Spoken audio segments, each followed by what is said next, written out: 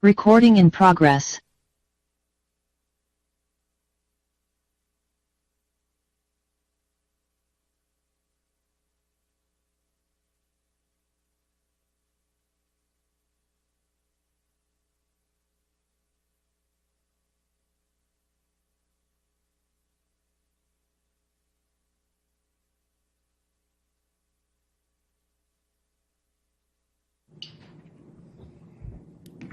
Abrams? Alden? Here. Colross? Here. Heel? Here. Calgin? Here. Quinn? Here. Posake.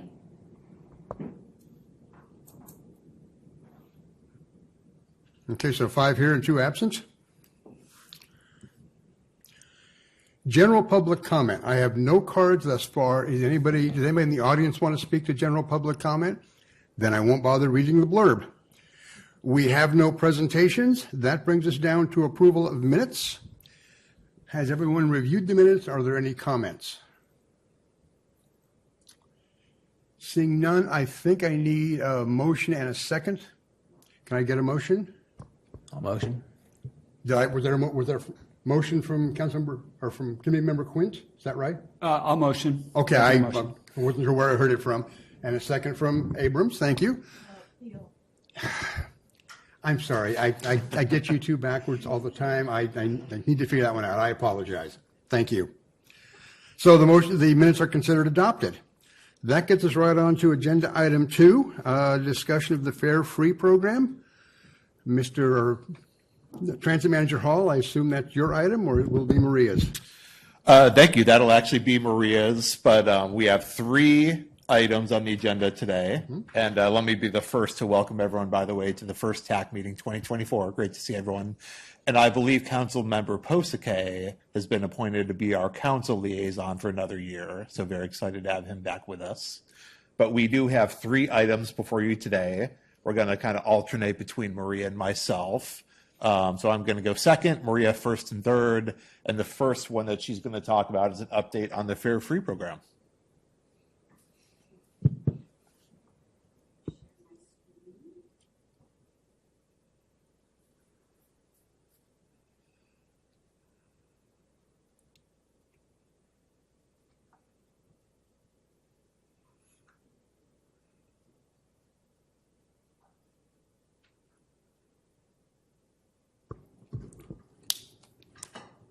Good evening, everybody. All right, I'm really excited to be here to present on our progress thus far with our Fare Free Transit program. Can everyone hear me okay? Awesome. All right, well, let's go through some of these slides and I'll explain our progress so far on our Fare Free program.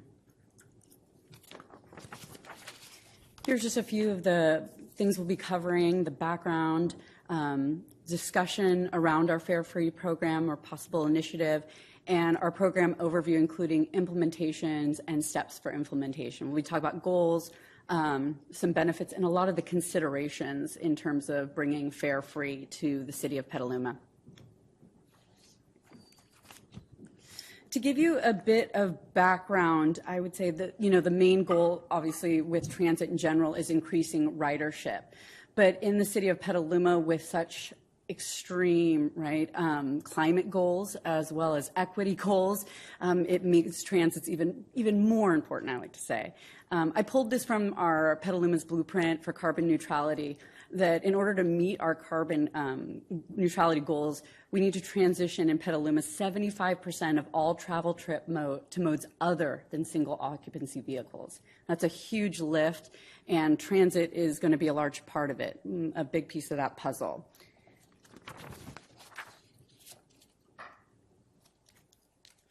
Climate goals aren't the only thing that addresses transit or the need to increase ridership. We also have Petaluma City Council goals, and then, of course, TAC goals, some of which were outlined in the memo that you received.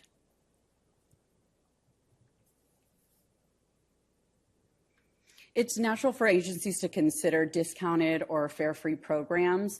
These can often be arranged in different ways. So we've done quite a few discounted and fare programs. So I just wanted to recap some of the work we've already done and the success we've already had with doing these kind of programs. One are segments of the population. So we have programs like our Veterans Ride Free, SRJ Students Ride Free, Youth Ride Free program that we began in the summer in conjunction with some of our transit partners and have continued on and plan to through 2025. There's also date-based fare-free options we've done for maybe special events such as Earth Day, butter and eggs. And then there's means-based discounts that are based on your income level, such as Clipper Start, where you need to show your eligibility through an application process. These programs have actually been really successful here in Petaluma. For example, with our Youth Ride Free, we saw 40% increase in ridership when we adopted our Fare Free for Youth. In terms of our recent holidays, you may be aware that from Thanksgiving to New Year's, we did a ride free in conjunction with the Downtown Association on weekends to help bolster people using transit instead of driving. And we saw a 60% increase in ridership from that promotion. And that was a really great push between us and the Downtown Association. Butter and Eggs Day, which is I have not yet experienced it, but I'm looking forward to it. But 381% increase in ridership from a traditional Saturday. So we see that there's an appetite for transit. For sure, it's just figuring out how to lock on to that appetite and using these as a basis for why we might pursue more fare-free options. So we've been tasked to look at what would it mean to go fare-free. When we're talking about fare free, I want to be really clear, this would be all of Petaluma Transit Services. So this would be paratransit service, microtransit service, as well as our fixed route. And also that we would be the first in the Bay Area to do this. Actually, there's only one city that I've found in California that has gone 100% zero fare. So there's a lot of considerations. We can't really take somebody else's blueprint and follow it. So I'm going to kind of go over things that we've researched, learned from other transit agencies, learned from reports, but I know it's a lot of information. So I'll do my best to kind of simplify it, but please, there'll be definitely time for questions. One of the great resources we have is the Transit TCRP program, which is a Transit Cooperative Research Program. It's basically a body that kind of goes through and does a lot of surveys, research on programs such as this, microtransit, even social media for transit agencies. So agencies such as ours that don't have the resources to do that kind of research have a place to go to see what have they found. So they recently did a study on a fare-free evaluation. So that what you're seeing here on your slides are what they've considered in terms of benefits and costs or concerns that we'd want to consider. So I just want to go through some of what they've highlighted and how it works in Petaluma, and then I'll also have more slides that are specific to Petaluma because, of course, it's not going to cover all of those. Of course, if we go fare free, we're going to see an increase in transit ridership, right? That is kind of part of the process that we've already seen with our own fare free initiatives. I pulled a quote from the TCRP. Providing fare free public transit service is virtually certain to result in a significant ridership increase, no matter where it is implemented. Evidence from the literature search and return surveys indicate that ridership will usually increase from 20 to 60% in a matter of just a few months, and even more in some areas. However, based on our own experiences, we want to be clear that some of that ridership may be from current riders, so kind of differentiating the two, right? So we have current riders who maybe are fixed income, low income, and they're making decisions on when to ride based on that, right? How many trips am I going to do today? If we go fare free, they no longer have to ask that question. They get to just say, I get to go to Walmart and I get to get my hair done, and I don't have to make a financial decision when it comes to transit. So it definitely reduces financial barriers to accessing transit, mitigates impacts of, that are, historically inequitable, right? The people who are most impacted by fares are the ones that we want to make sure have access. Eliminates a fare-related policing. These are some of the benefits. Expands access to those who not benefit from discounted programs. So, for example, with the Clipper Start program, we've been working closely with them to promote it, and they've seen an issue with getting people to even apply because no one really wants to give their income, right? How many people live in their home, et cetera, to a transit agency. some of the concerns would be cost association. And so I do want to cover that briefly here because, of course, the first question anyone asks when you say we're going to go fare free is, how can we afford to do this, right? And so just briefly to say that what we call fare box revenue, that's that money that goes into the fare, it's actually less than 10% of our operating budget. So the public oftentimes believes it's the full, fare that covers all of our operations. In fact, it's less than 10%. And so our FY24 budget from the city's general fund is actually going to cover that shortfall, and it's a sustainable coverage. So and this is in your memo, providing $180,000, which will cover any deficit. So in short, we have the fare box covered. This will also meet the TDA requirements. So TDA requires that we have a 20% fare box recovery rate, but that includes local funding. So we'll be covered there as well. All right. Benefits, I want to continue on with the other benefits in terms of operational efficiency. And it's interesting because these are things that, through our research, I didn't even really think of. When we did a focus group with drivers, the first thing he said was, oh my gosh, this is going to increase boarding speed so much, and from a driver perspective, right? They no longer have to have disputes. How much is the fare? How am I going to pay? All that conversation can go away, and they can actually build rapport. So they're really excited about that potential. Mitigates, may decrease dwell times. That's that time when the vehicle is stopped. Eliminates fare collection equipment. There's a lot of equipment involved with collecting fares. Some of the concerns in the TCRP were resulting in reference to overcapacity.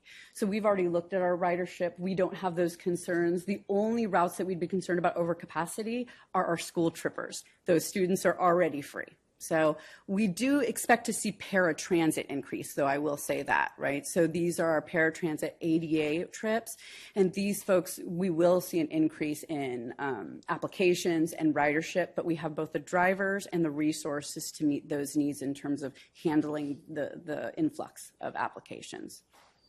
Okay. They also go on to financial health. Let me make sure I'm in the right place here. There's actually a lot of cost associated with collecting fares. You would be amazed at how much it costs to process money, Brinks to deliver the money, all of these things, working on the fare boxes. So we're going to actually save money by not having to process, not having to produce passes, distribute passes, staff time associated with those things. It actually may reduce overall cost per passenger trip, right? Because we're going to get more people on the vehicle. The cost stays the same, but the more people on the vehicle, right, the cost goes down. And it may expand transit agency eligibility for new funding sources. We already talked about costs there. Community impacts, of course, we're hoping it reduces traffic congestion as people increase on ridership, pollution, greenhouse gas.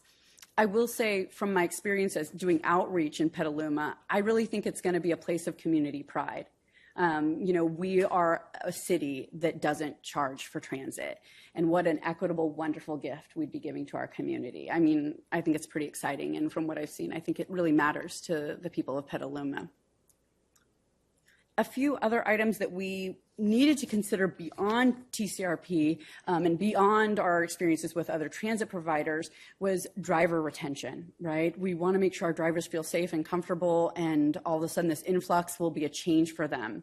And so we're fully staffed. We want to stay that way. So we did focus group. We've been talking to a lot of operations with MV to make sure and address what are the concerns. We don't want to guess, tell us what they are.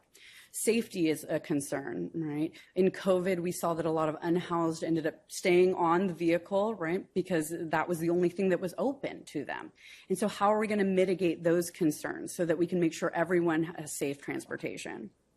Equity and accessibility, we wanted to make sure that these trips were equitable. As we kind of talked about, I mean, it's expensive to live in Petaluma, right?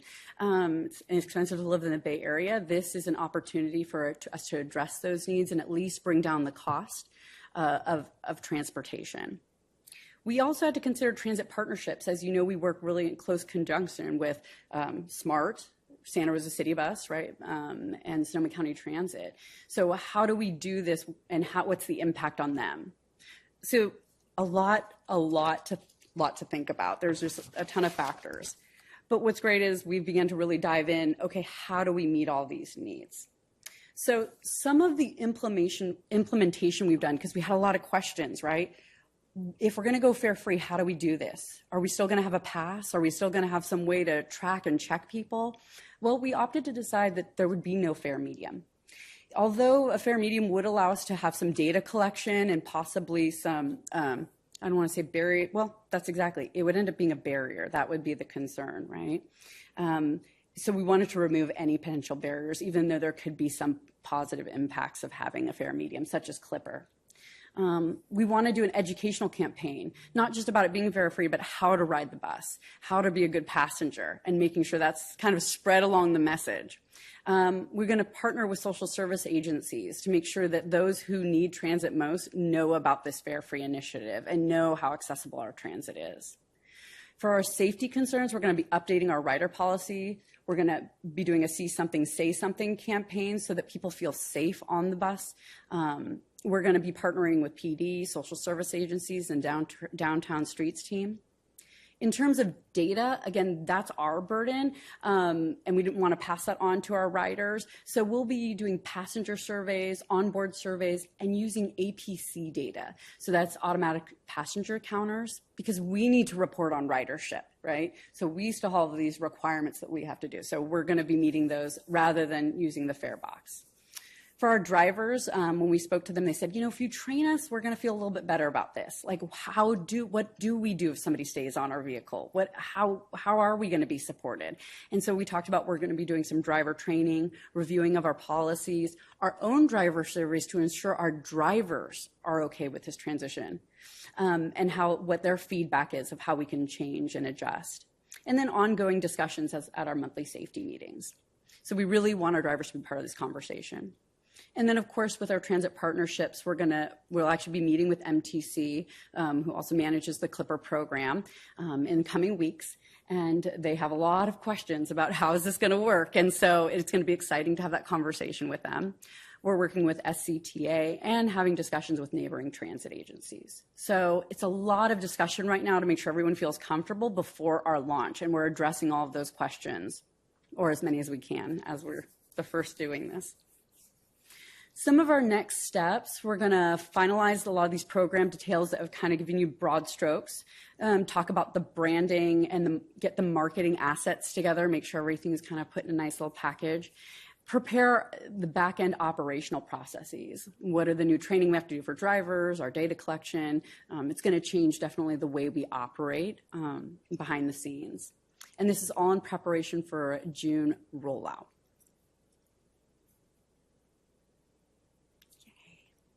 All right. So hopefully I wasn't too fast, but I wanted to make sure not to take forever since I have another presentation later. But this is a great time for questions or any comments you may have. As in you have more content you want to provide, and this is interim, or that concluded your content? That concluded my presentation. Okay. Seeing as this is not an action item for us today, what I think I'd like to do is allow the attendees to provide public comment, and then we can ask questions from the dais here, unless anyone objects. Okay? Chris Rebelo, you're the only card I have. So I'm going to be really brief. Chris Rebelo. I'm one of the champions of Age-Friendly Petaluma. We are getting ready to go into formal action planning. Transit is very important to older adults in Petaluma. Transit is part of the action plan. So I am here mostly to gather information and to encourage Jared and Maria to stay in touch. You know, like I need to know what you guys are doing, so that will inform the age-friendly action plan. So it's just a call for communication. I may have more to say as this moves forward, but I just wanted you to know who I am and why I'm here. Thanks. And thank you for being here. Okay, questions from the dais. Committee Member Culross, thank you. Hello. First, I just want to say I'm really supportive of this, from particularly an equity standpoint. I have a couple of questions. One is, and I'll just ask them both. How do you think the Clipper partnership is going to work? And then can you tell me some more about the automatic passenger counters and how those work? Because one of my concerns was how you're going to get data. Great questions. Thank you so much. So the first question on Clipper or how we're going to integrate with them. In initial conversations, the concern would be around transfers because, right, when you use Clipper, you tap on and then you get a discount on the next ride. In our preliminary conversations with Clipper, we've kind of determined that, well, with ours being free, the transfer would no longer be necessary because the cost would still be, in some cases, even lower than with the transfer. That being said, we still want to support Clipper because what we do know is if somebody uses Clipper or uses transit, they're more likely to use other transit agencies, right? So I have a Clipper card, I use Smart, now I can use that same Clipper card on City Bus, and now I might be more inclined to use another agency. So we're talking about we'll still maintain our Clipper sales, our Clipper promotions. We just wouldn't be actually having people tap on. So it would still be part of our outreach efforts because we want to continue to support transit, not just in the city of Petaluma, but beyond. So I think it is really an important component. And hopefully we'll have more information about that once we meet with them in a more formal capacity. In terms of the APC counters, I don't know if, Jared, you want to talk about a more technical level? I can kind of do broad strokes, but you might be better off for that. You want me to take it? Yeah, why not? All right. I'll jump in. They count you as you go in and out. My experience with it is that we do tend to audit it in most transit agencies. So you might do an onboard ridership, somebody physically counting to see, cross-referencing what the APC data shows. So for example, I get on, it counts me, I get off, it counts me. And it does take into account, that would be a deboard and boarding. What is it? It's like a little, kind of when you walk in and you hear the ding in a store, same kind of idea. It's right when you get in onto the stairs of the bus. Yeah, there's a reader on both doors, front and rear doors, and I believe these are infrared beams in particular. And so they have intelligence built in, so they know whether you're getting on or off as someone walks under it. And so they're able to count boardings, alightings, and generally figure out kind of the load or how many people are on the bus at any given time. And they're smart enough that they're tied in through our overall GMV system that we switched to recently. And that allows us to get more detailed ridership numbers. So it's tied in with the geography when the buses are operating, and it tells you how many people are getting on and off at each stop in particular. So it gives you a lot more robust data for each stop level without having to be out there and do manual counts or tallies. And we're not using that now, is that right?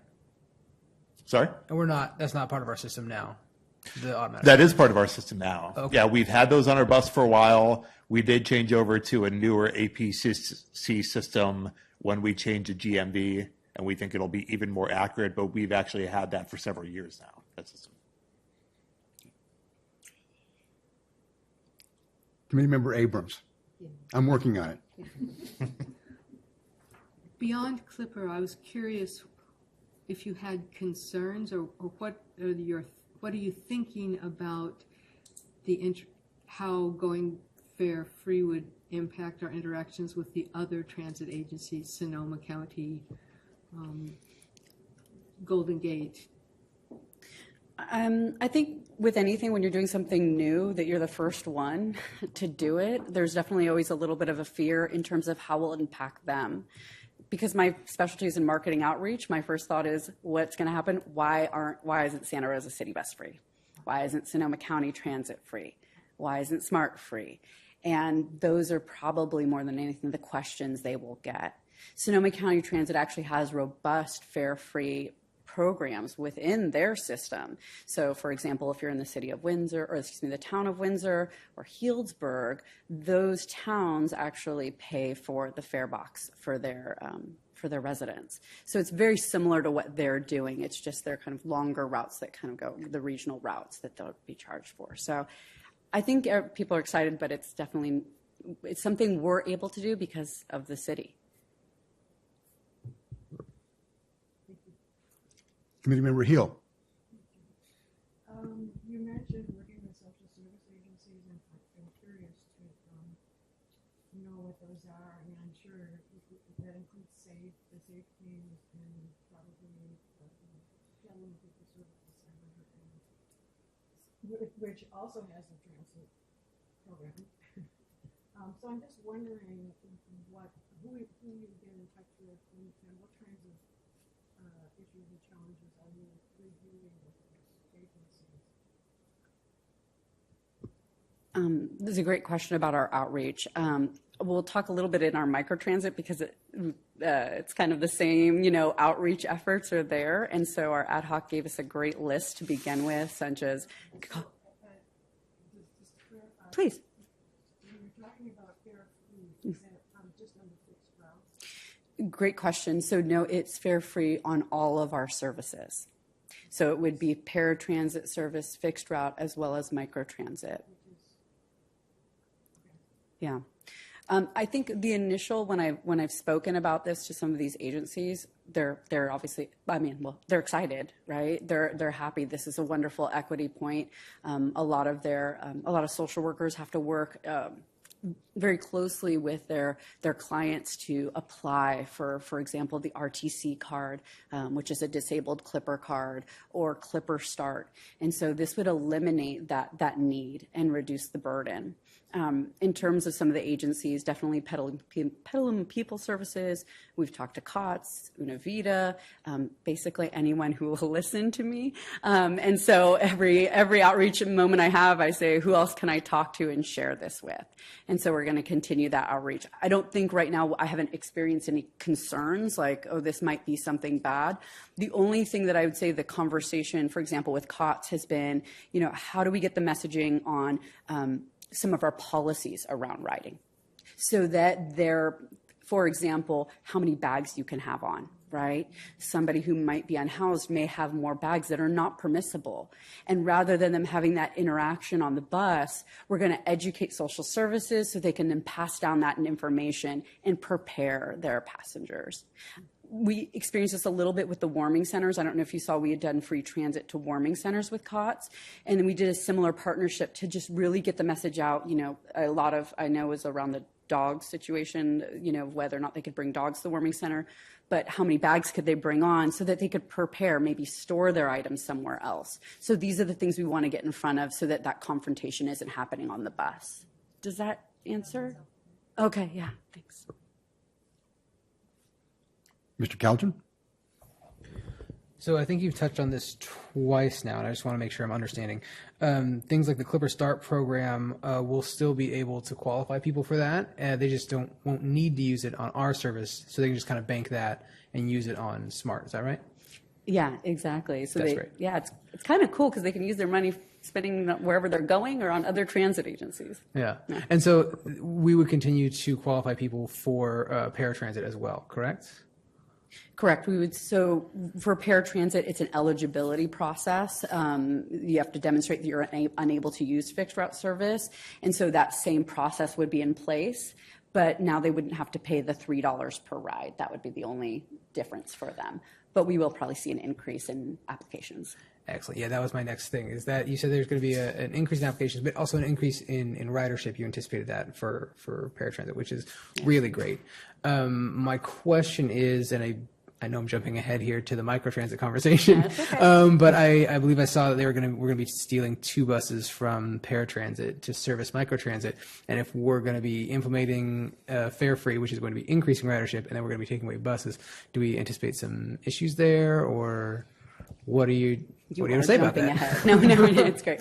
So we have 9 paratransit vehicles at this time. We typically use 3 for our current paratransit service. We will be pulling 2 for our microtransit service. So 4 left. Thank you. So we have double capacity right now, or the potential to double our capacity. And MV has been working diligently to continue to hire drivers, knowing that this increase, because that's where I think we would end up potentially falling short, would be if we don't have the drivers to meet that paratransit need. Okay. Does that answer? So we do have the vehicles. Yes. Yes. Okay. But I mean, that seems like a huge margin. You don't anticipate us going beyond that, correct? And I guess we could have that conversation if we do run into that. If we get to that point. Okay, which would be a good problem to have. But I think it's a good point when we're thinking about capacity, right? We want, especially for fixed route, we want to get the bus full, but not so full that we need a second bus. So this is a game we play, and that's why it's really important that we've been analyzing ridership data to kind of determine what will be the impact. No other questions? Then I can jump into it then. First off, I want to congratulate you for the coordination with SCTA, City Bus, Golden Gate, et cetera. When SCTA and City Bus went to free rides for veterans, there was no coordination with PT, and there was a lot of awkwardness in that transition. I mean, that goes back 7 or 8 years, but I was up here at the time, and so thank you for being more proactive this time, being more proactive than they were when they did the same to us. So thank you. But I want to talk about sustainable coverage, your phrase, for finances. I know the reimbursement we're getting from the city budget this year is intended to cover the loss of fares. For fixed route, I guess I really don't care if ridership goes up because in essence we have extra capacity out there. But when I look at your numbers of between 30 and 200% increase in paratransit, I sort of choke a little bit. I mean, 2 things. Is the door open to have a conversation with City Hall regarding increased reimbursement in the next budget for if paratransit goes up abruptly, which we anticipate? And 2, how would that additional request be calculated? Is it the $3 we're not getting from fare? But we know that providing a paratransit ride has a $3 fare to it today, but it costs us $10 to $12 to actually provide that. So even if we get more money back from City Hall, but it's only the $3, there's a budget shortfall, and I don't know how we would make that up. I mean, I know it's a multi-part question, and perhaps it may be Mr. Hall's question rather than yours, but it really struck me as I was reading through the packet. I think on the financial side, go ahead. Yeah, sure. I'm happy to take that one. So we, of course, have the money built into the budget for this year, actually, FY24, and that would be an ongoing request if successful, the program. It's a pilot, but we hope it will be successful. That's a number that can be adjusted. Of course, we have the money in this year's budget, but as costs go up, as ridership goes up, that's one of the things we'd be looking at, and we have kind of the commitment from city leaders that that's something that they want to support. So if there's the need for additional service added or ridership really takes off, that would be added into the budgetary requests, is some offset for the increase in fares and then increase in cost for operating it as well. So it'd be some combination of existing enterprise funds and new funding that we'd request from the city to help cover that. Because as Maria mentioned, we do have the 20% requirements for the fare box recovery.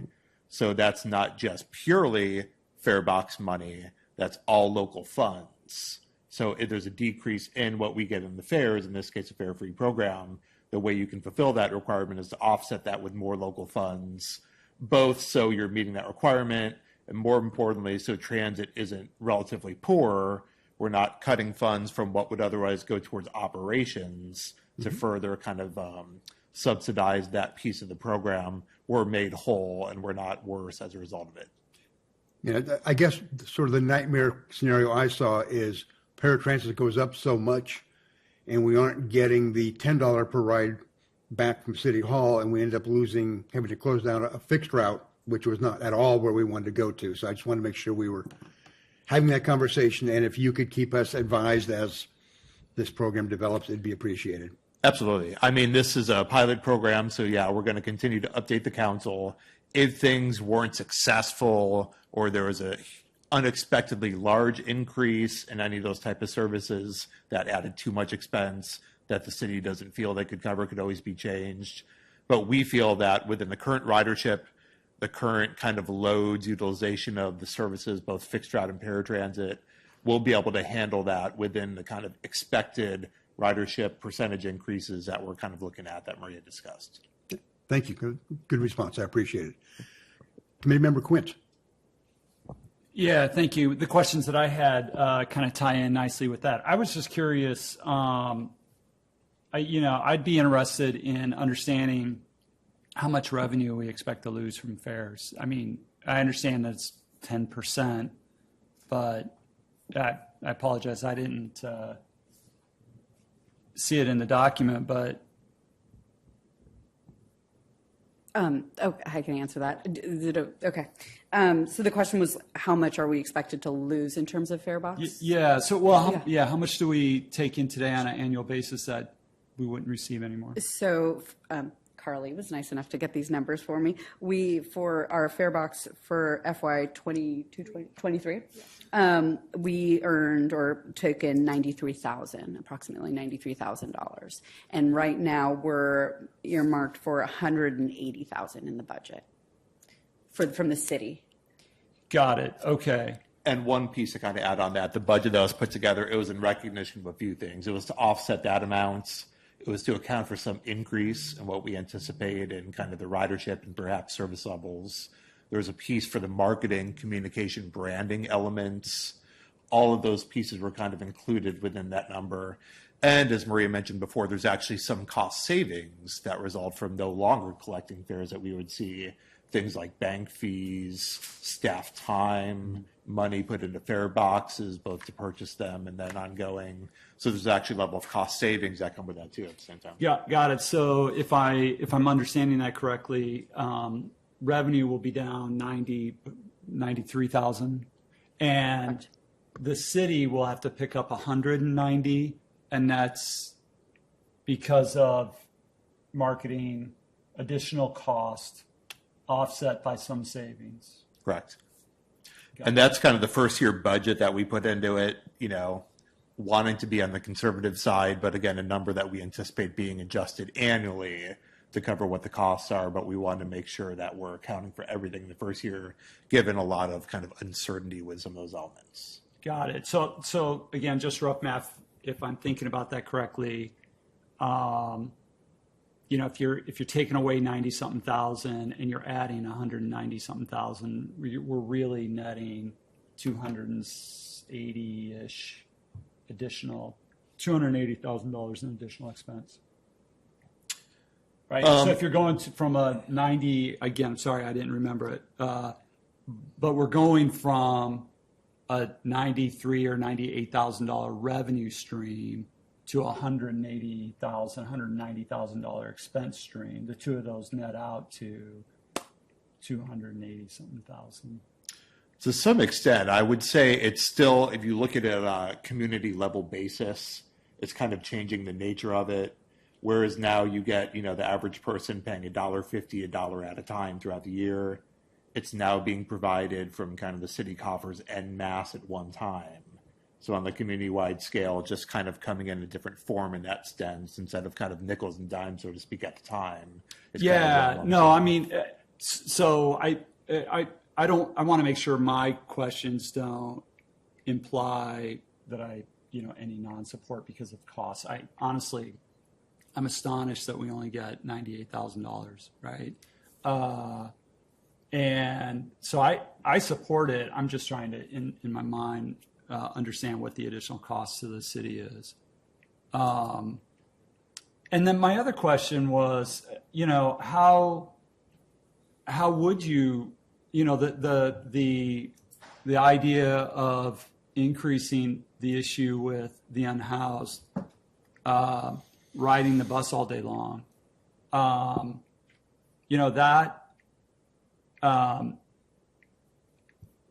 that has the potential of making the bus feel unsafe for regular riders. And so I'm curious what the plan is. Are there any more details that you can share for kind of addressing that? Right now, it's a combination, definitely working with PD to make sure our policies are in place and knowing who to call and when. Santa Rosa City Bus has had some of these issues, and so talking with them kind of helps us get a snapshot of what are some of the issues we may encounter, though they're not fare free. They've just had these issues in place. So it's been helpful to kind of see, okay, how can we mitigate this? And one of the ways it's going to sound a little strange, is getting more people on the bus.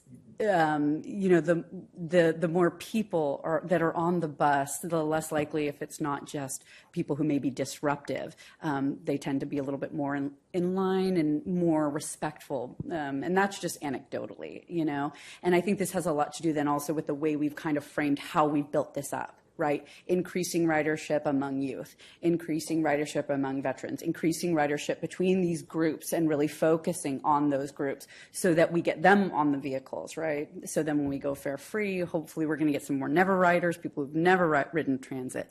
But I understand the concern.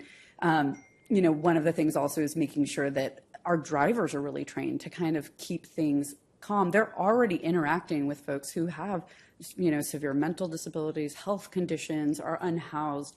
And so we've seen how they've navigated that. In a lot of cases, just letting it lie actually works pretty well. And then having policies in place in terms of this is the end of the route. We're now done. This is the time to get off the vehicle, and how we're going to do that in a gentle way. And then what are the processes in place in terms of be it the streets team or PD to support that.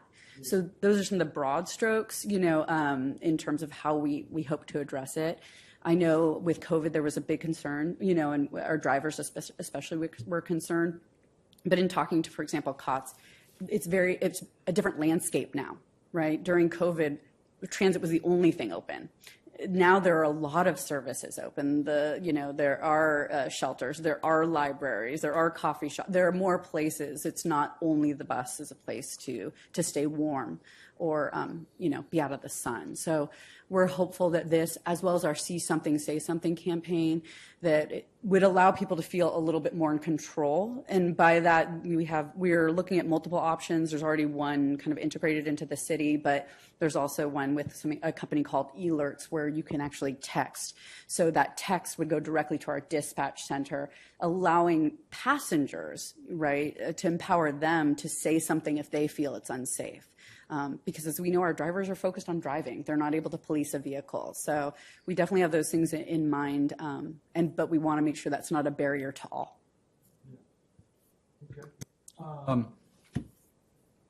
Shoot, I had one more question, but I forgot. It's fleeting. Well, I'm super excited about it. And so, look, I think the more we can do to get people out of cars and into this kind of thing is awesome. So thank you. Vice Chair Calgin? Yeah, I actually kind of wanted to piggyback off of both of those questions. The first that I think when we were doing quick math was that wasn't accounted for. Jared, you said that there was a cost associated with collecting the fees and all that, and we don't have a ballpark number for how much is going to be saved. I think we actually do. Yeah. It's big, though. Do you want the big number? It's amazing. Yes. $35,000. $35,000 a year. Per year, yeah. Yeah, $35,000 a year to process the money. It's somewhere I like. can see where that's a half of. That's a half of FTE for a half of one person's job. So that doesn't surprise me. During my time at Sonoma County, because I worked at that transit agency, it took 2 people 2 days a week to count the money. Think about the amount of hours just alone. And so we don't have that much time because we're a smaller agency, but still, just it's amazing to think about. Also repairs to the Clipper machine, the repairs to the fare box. It really is the resource, the time component. How much time we spend on producing those passes, distributing those passes, going on site to sell those passes, marketing those passes. We spend more money getting people to buy the pass than we gain from selling the pass, right? So it's definitely a savings.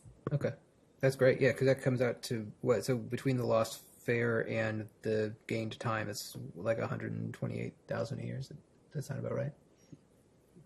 Yeah, fantastic. And then also about policing and incidents on the bus. What is our current rate? Do we have? Is that an issue that we have? I know it's something that we're expecting. Let's be careful. Is that something we've been seeing before? Is that?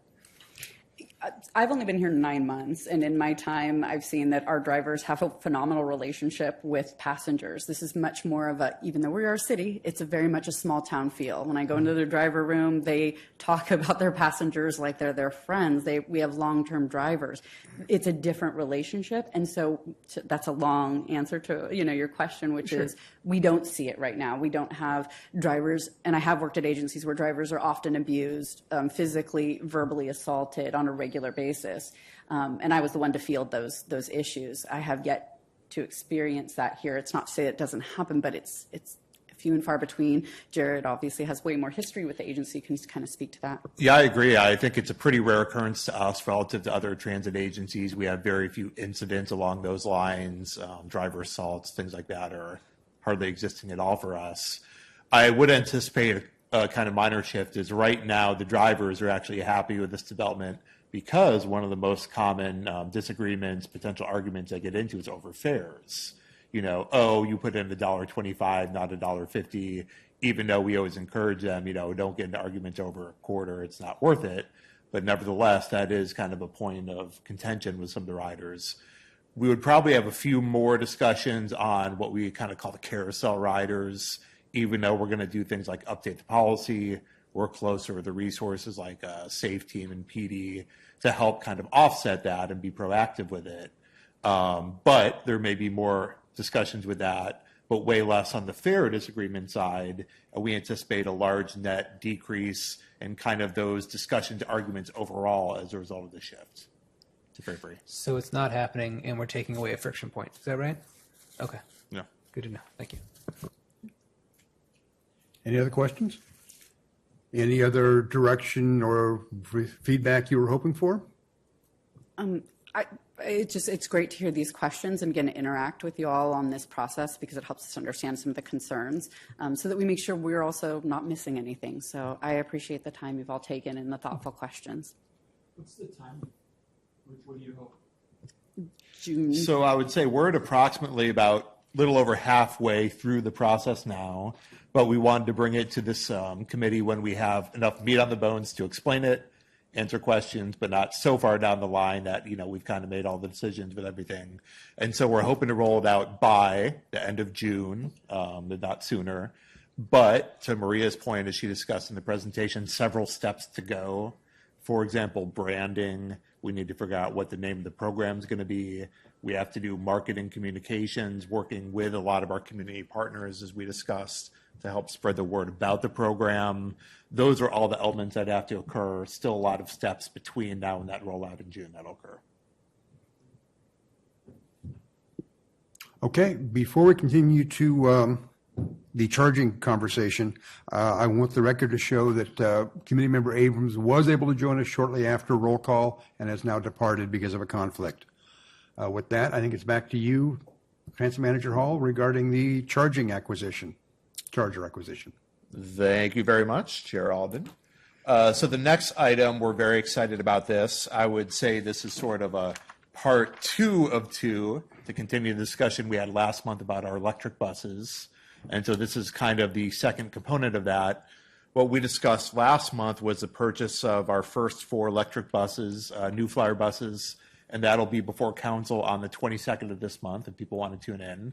And on the same night, they'll potentially be seeing this item, which is talking about the purchase of electric bus chargers. As you may recall, we did a electrification study in 2019, working with other Sonoma County transit agencies and Sonoma Clean Power to assess the power needs of our facility.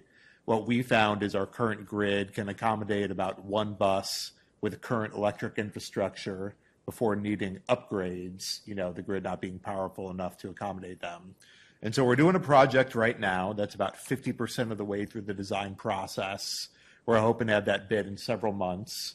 As you may recall, we recently purchased switchgear, which is the biggest cost and electric component. That takes about 13 months. We ordered that approximately 3 months ago, so that clock has started. The next major capital cost is the electric chargers themselves. And so that's something that we have before you tonight. And so in this case, it would be purchasing 5, what they call power blocks, which is kind of the distributor box, and then 5 plugs. in this case, a plug station, kind of like you'll see similar if you see a charger that you plug your personal car into at a library, supermarket. They'll look pretty similar, just a little bit larger for buses, and each of those will have 2 plugs. But overall, it would allow us to purchase this equipment from ChargePoint via the Sourcewell state agreements from a contractor called CED, Contractors Electrical Distributors, and it would allow us to charge 10 buses, so it would meet the needs for approximately half the Petaluma Transit fleet. This would be the first of a 2-phase project. The second phase hopefully done in about 2 to 3 years as we have available funding through grants, other sources, enterprise funds, city funds, that would allow us to cover that second phase in the full fleet. But this should cover the electrification needs for at least 5 years or so. And of course, we've been working through the PG&E Fleet Ready program. As we've discussed, we have $600,000 in funds that they're providing through that program. I would encourage any businesses out there that are electrifying to look into that program. It's a really great asset. But we've been working with them, and that'll help to cover the lion's share of the cost for buying and installing this electric infrastructure. It'll take approximately 4 months to order and receive the chargers. And so we're a bit ahead of the game because we anticipate in about 6 to 9 months having an award of a contract to be able to install everything. And so there's several converging timelines that we're trying to tie together with a nice bow. It's the arrival of the electric buses. It's the arrival of the switchgear. It would be the arrival of the chargers. And then it would be the contractor who's been awarded a bid to install all of them. So as of right now, we're hoping all this comes together in approximately first quarter of 2025. And overall, you can see the costs that are included in your packet here. This item would be for $876,000 approximately. It is all fully included in the current budget and the CIP project number that you can see there. The overall project is $1.35 million, which has a combination of funds through the PG&E funds that were previously discussed, with the TIRCIP grant that we received, Transit Intercity Rail Capital Program, and then also enterprise funds that help cover any remaining local match associated with it. And so this item would allow us to proceed with ordering the equipment that would allow us to charge the 10 buses and hopefully be placed along similar timelines with the purchase of the buses themselves. And with that, I'm happy to take any questions, Mr. Chair. Any questions? Okay. Vice Chair Callaghan, thank you. So we're you mentioned this is part of one of the city supporting some of the city goals to electrify fleets. Are there other agencies, fire, police, whatever, who are also electrifying their fleets? And because this is going to represent a significant draw, because we're not going to be storing any energy, this is going to be a significant draw on our current grid. Are there other people electrifying their fleet, and how does this coordinate with that? Yes, there definitely are. So there's a combination of other nearby transit agencies that are at various stages of electrification. Santa Rosa City Bus has their first wave they took within the past year, 4 buses. Sonoma County Transit has right around 10 buses, still taking several more in the near term. So they've been doing electric buses for about 1 to 2 years, I would say. The city of Petaluma is also looking at electrification. It references the contractor in here, NV5. That's the same contractor doing the design for the transit yard improvements as is doing the improvements for the other city facilities that are ongoing right now as well. And so we're working with the same contractor both for the design of the facilities, what that'll look like, and looking at similar technology and chargers as much as possible. Ideally, although the needs can be somewhat different with transit, especially being such a heavy use, large, heavy draw vehicles compared to some smaller passenger type ones, but as much as possible, having as few systems as you can so that it's as universal as possible within the city and then amongst our other operators too, in case there's ever things like resiliency needs, having to work with other transit agencies. In terms of our transit facility itself, it's a fairly small footprint, as we've talked about. So we do have some potential for solar on the roofs of the buildings that were also included in that 2019 study, but it's pretty minimal. It would mostly cover the operational impacts of the buildings, but not really get you very far towards charging the fleet itself because it's such a heavy draw. Yeah, I think that'd be unrealistic to think that we could offset our draw with the yard we have. Okay, yeah, that was just like the resiliency of being able to charge other vehicles or charge other places. That was the nature of my question. Thank you. Committee Member Colross? So I see that we will be restricted to charging in off-peak hours. And so, but those are not operational hours, 9 p.m. to 6 a.m. So does that mean that if a bus needs to be charged, for whatever reason, during peak hours, it will not be possible? I mean, this is PG&E, so I'm not surprised at restrictions like this, but I'm just wondering. Yes, that is the case. Unfortunately, as you may have heard with PG&E, they've got bandwidth issues with so many fleets electrifying. And I have to say, but that problem somewhat becomes our problem because the only times they've made available for us to charge is after 9 p.m. until 6 a.m. Fortunately for us, with our operations, both what they are now and what we anticipate may shift, that should be plentiful time to cover a full charge and have every bus fully charged by the next day at 6 a.m. There's always a chance there's outages, things like that, other emergencies.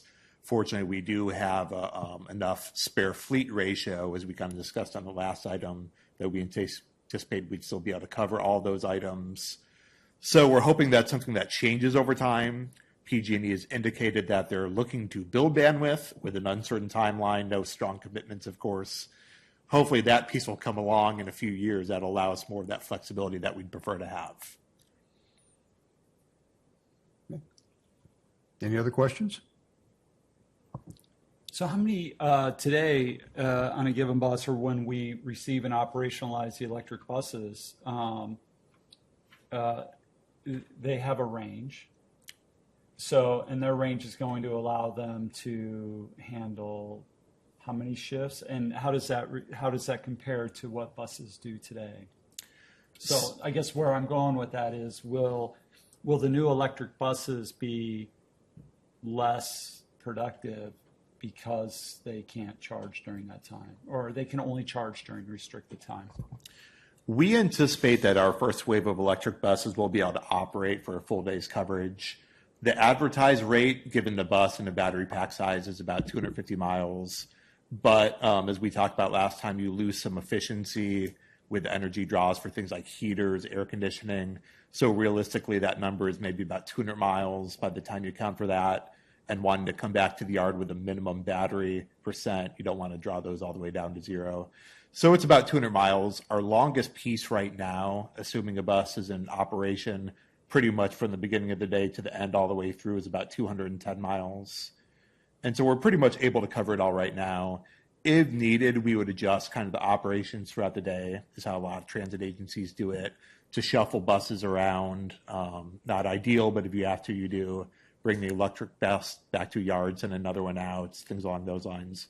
I'm not sure the range of the diesel buses. I would guess 350 to 400 plus miles currently with the existing diesel buses that we have. But the conditions for Petaluma set up pretty well, fortunately, for running electric buses. You know, the buses generally aren't going more than 40, 45 miles per hour, operating all within the city, so no highway speeds. It's not overly hilly compared to other areas. You get a lot of regenerative braking. So it sets up really well for us compared to other agencies, especially that are a lot more difficult when you're running at highway speeds, longer distance, where you're really running into some of those operational constraints. I imagine these buses don't have interchangeable battery packs.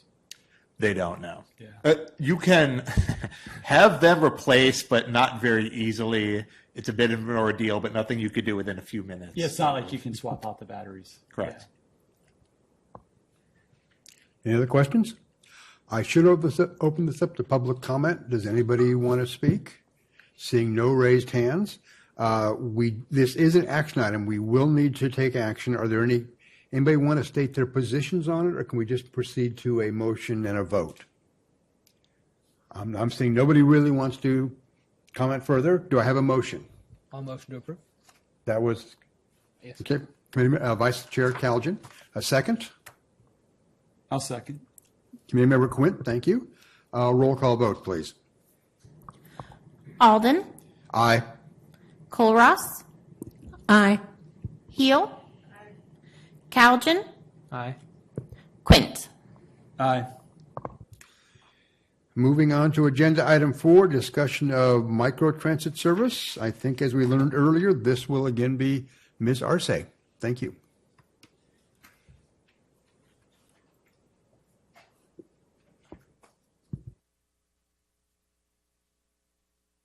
Thank you so much. Hello again. I'm overly excited to share with you the microtransit update. What we're going to be talking about is what our progress is so far on the potential implementation of a 1-year pilot of a microtransit project. There's a lot of information that I'll be covering, so again, there'll be time for questions as we go through. Hold on, sorry. Technical difficulties, sorry, one sec.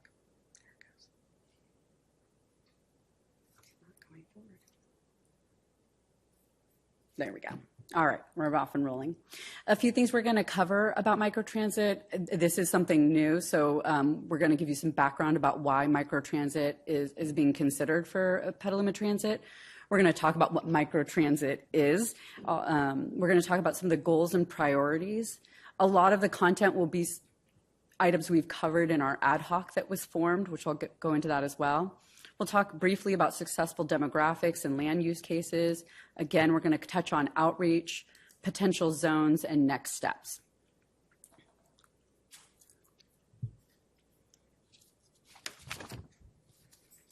So a little bit of background, which was in your memo. Again, kind of repeating some of what we talked about in terms of the fare free. Increasing ridership is a huge push for the city of Petaluma and Petaluma Transit. All transit agencies saw a dip in ridership during COVID. Current ridership for Petaluma Transit is at 80% of pre-pandemic numbers, but of course with our intensive climate goals and desire to get people out of their cars, we want to see it not only go to pre-pandemic numbers, but beyond. And so always looking at what are different ways or programs we can increase ridership. Microtransit has gained popularity, and it's something that we were tasked to consider. To that end, we did form an ad hoc, and I want to take the time to say a huge thank you to the ad hoc. We have the names of some of the ad hoc members here. They were instrumental, and we had great discussions in kind of considering different aspects. And I apologize for all the times I went over in time with our ad hoc. We've been meeting with the ad hoc since, I believe, August of 2023, and it's made up of community leaders, stakeholders, folks who are here today. And so it was a great way to discuss adding this particular mode of service. So I'll be covering some of the things we talked about and covered.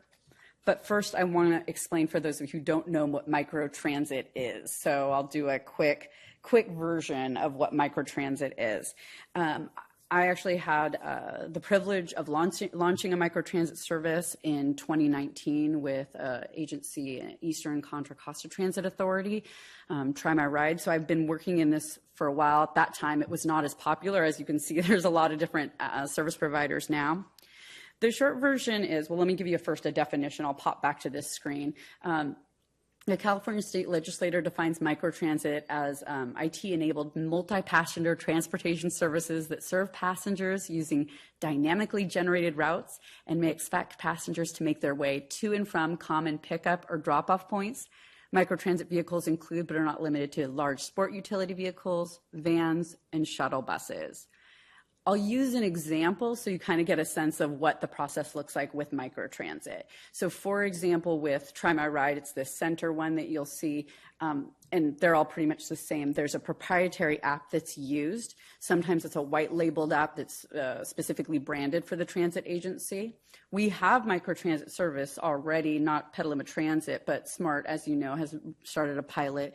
They use an app, Pungo, I believe is the name, so it's not branded for SMART. The idea would be that you have a zone and you have an app, and it tells you whether or not you're in that zone. You request a ride if you're in the zone. You give it your pickup and drop off, and then it provides a proposal to you. So if you're familiar with DoorDash, Uber Eats, Lyft, all of those things, it's very much the same functionality.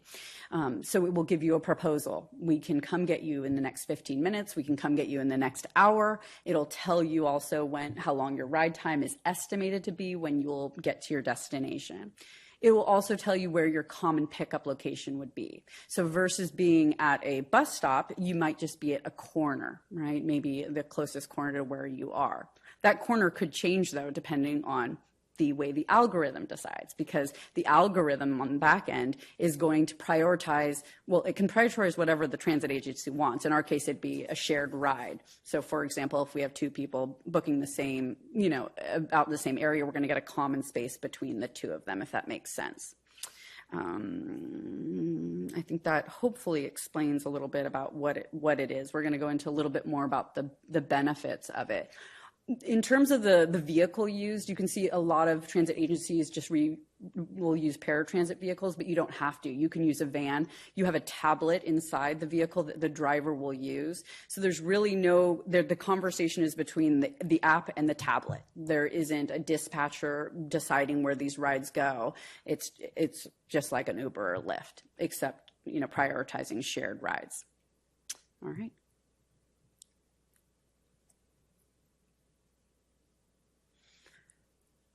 I think with anything shiny and new, right, there's like, oh, it's so great. It does all these things, and it does do a lot. It's very flexible. I think I love this point that transit historically makes you come to the route, right? But in this rate, the route comes to you. A lot of the apprehension about transit is things like waiting at a bus stop. I'm not sure when my bus is going to come. If you're able to wait in the comfort of your own home or at the Starbucks and you get to watch it on your phone, there's a lot more comfort in that. I know it's coming. I can see it. There's also, it's very adaptable. So with routes, as you know, we have to make a change to a route. It takes a lot of effort. We have to reprint schedules, right? We have to do a lot of communication. With an app-based technology, it's simply kind of a click of a button, and then the passenger is notified because they're no longer in the zone. It really meets the current on-demand expectations. We're in a society and a time where everybody expects things right now, right? I want a patio set, boom, look, it's here in 3 days. And so it kind of meets that need. It's flexible and it's accessible. But there are limits. So I always want to be really clear about the limits associated with microtransit, having launched a service already and having experienced some of those. One of them is that it's a new habit and idea. Now, we're lucky that it is out there, but a lot of people don't know what microtransit is. I say that and you have no idea what that looks like or means. And so, number one, knowing who's going to actually kind of grab onto that habit, and then how do you explain the service to people can be really tricky, right? I don't understand this, but the bus we understand, we know, right? It's an institution. The demand model of it may result in a no ride available. So again, if you've experienced, for example, ordering a pizza on a Wednesday afternoon, you might get it within, an hour or maybe 40 minutes, 30 minutes. You try to do that on Super Bowl Sunday, you're not getting your pizza, right? That's very much a demand response model. So if there's too much demand, you may get a no ride available. Efficacy of service is closely tied to app usage. And what I mean by that is it works well when you use the app, but not all segments of the population want to use another app. So, whether or not people in the city of Petaluma are going to want to adopt another app to do another thing is something that we have to consider maybe a limiting factor. It's not a one-size-fits-all solution to transit apprehension. So what I mean by that is it doesn't necessarily meet all the concerns with transit. The reason somebody might not be riding transit, it might be that it's a shared ride, and microtransit would be a shared ride. So it's really great, but we want to be aware of the limitations. The other thing is that fixed route is still the most efficient and cost-effective way to transport people. That's the way it is. It is the most efficient. I pulled a quote from another TCRP study that we talked about earlier. This one obviously is on microtransit. This form of transit service they call it the tweener of public transportation, in between, being less expensive per trip than traditional paratransit services, but considerably more expensive per trip than fixed route services. It is less efficient than fixed route service in dense areas, but more efficient than fixed route service in areas of lower density or demand. From a broader mobility point of view, it is more demand-driven than fixed route transit, but generally not as responsive to individual requests or expensive as transportation network companies, TNCs, like Uber and Lyft. Maybe the best way to illuminate that is ridership. So, for example, on our current ridership for like Route 11, which is one of our more popular routes, we might get 20 to 22 boardings per hour. With microtransit, we would expect maybe 4 or 6 boardings per hour. So I just want to put it in context of the limitations. And now you're probably going, why are we doing it then? We'll talk about also what the purpose would be of this. When we talked to our ad hoc, one of the first things was determining what's the goal and priority.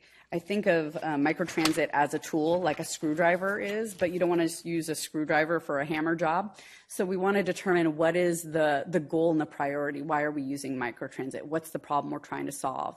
So we had asked the ad hoc right away, what is the goal of the service? What are we trying to accomplish? What are we trying to alleviate? What does success look like? And how can it be measured? Through a lot of discussion and survey, these were some of the things that we came up with to kind of focus on. The first and most important being increasing ridership among never riders. So folks who just do not ride transit. And I would say again, anecdotally from my experience with Try My Ride, that is what we saw. Majority of the passengers were people who had never considered riding a fixed route bus. But we don't want to compete against existing public transit service. That is a huge portion, right? We don't want to take away from service we already have on the street. Going back to my Try My Ride example, that particular service was meant to serve what I would call transit desert, an area that could not have a large fixed route bus. Developments that had cul-de-sacs, one-way streets, that kind of thing, and no one wanted a large bus. But they were only a mile away from BART. So it was meant to feed into that BART service. Now, as that service has expanded, which is wonderful, however, the CEO is now having to make a determination because they can't afford both, right? You can't afford to run fixed route that competes with microtransit, or excuse me, vice versa. A few of the other problems that we wanted to solve: increased access for low-income population to services available in the city, services to high-density housing, increased access for seniors, and help meet climate goals. In addition, we have to factor in transit priorities, which would be to have a successful pilot, right? And identifying a successful demographic and land use case, because again, this is a pilot to see if it works, but we want to make sure, to get the best data for that. And then we're also talking about some of the priorities for the city of first and last mile connection to SMART, SRJC, the Petaluma campus, and downtown to alleviate some of the congestion and transit needs there. This is way too much information on a slide. I apologize, but I guess I wanted to make sure to address some of the issues surrounding how do we deal with mitigating the potential of microtransit kind of cannibalizing or taking away our fixed route riders. Let me first talk about why it helps to entice non-transit riders. So that's the first portion of the goal. Oh, some of my slides isn't showing up. Microtransit can entice non-transit riders because it meets current expectations. We talked about this. It's flexible. It's very flexible. There's this idea of sheltering with dignity that kind of meets those needs. I don't have to sit at a bus stop. Transit comprehension, believe it or not, is a huge obstacle. And what I mean by that is reading a schedule, knowing what a time point is. It can be challenging, but everyone right now could open an app and pretty much figure it out, right? Because it's now becoming kind of a common knowledge thing. There's also bus stigma, right? Buses are for certain groups of people, and I'm not one of those people. But when you have a really fun marketing campaign, it's something new and shiny, it can often entice people to come into and try something new. Our hope and our plan to mitigate the negative impact would be to use microtransit as a seed to fixed route. So bringing the connection, not trying to take away that service, but saying, okay, we're going to get you your nearest corner, but we're going to connect you to SMART. We're going to connect you to our fixed route vehicles, and we're not going to compete with our current service. So when we've talked to app providers, one of the things one of the ones we're looking at will promote or actually integrate fixed route service. So what that means is, let's say I'm going to request one of those rides, but I'm standing right next to where, Route 11 is. It will actually show, hey, you could just get on the bus and get there just as fast. So it's going to help promote that.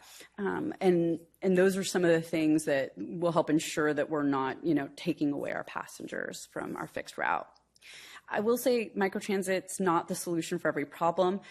When we're thinking about things like bus stigma, waiting anxiety, and comprehension, I think there are also other ways to meet those needs. So a lot of the research we're doing in terms of microtransit, we're using also for fixed route. If comprehension is an issue, maybe we need to do more outreach and explain how the buses work better. If people are having a bus stigma, maybe we need a shiny campaign for fixed routes. So this work isn't just working for microtransit, but also our other efforts to increase fixed route ridership. As for the other goals, a lot of these are kind of I would say, we can use census data to determine if we're, increasing access for low-income population, where high-density housing is, access for seniors. Again, we use a tool called Remix, which allows us to look at demographics to make sure that we're having equitable access in all of the places that we'd be pursuing.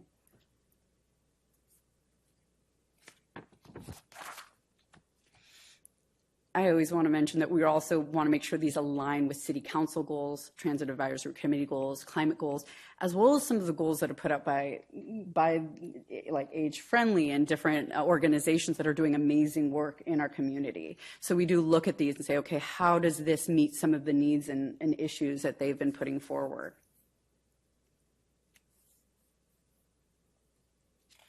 Who will use it and where? So one of the things with microtransit is, it's a new habit, as I've said, and we don't know who's going to adopt it. We don't know what we don't know.